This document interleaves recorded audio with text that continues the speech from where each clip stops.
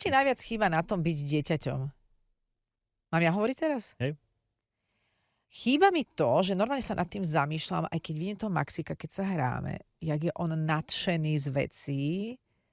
Ja si to pamätám, že keď som bola dieťa, ako som sa vedela tešiť z vecí, že, a to ja som dosť vďačný a radostný človek. Ale takéto, že wow, že teraz bežíš niekde, alebo lozíš na ten strom a prežívaš takú esenciu radosti. A teraz mám pocit, že sme takí uťapkaní.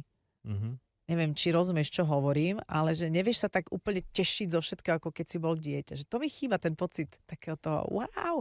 Že keď si spomeniem si, keď sme sa hrali s kamoškou, sme si robili lanovky doma a ja si na to pamätám, že aké to, že akú... Lanovky, také tie pavučiny, že... No sme si šnúry ťahali, alebo sme si hrali sme sa na poklad. Najviac, že ideme sa hrať na poklad.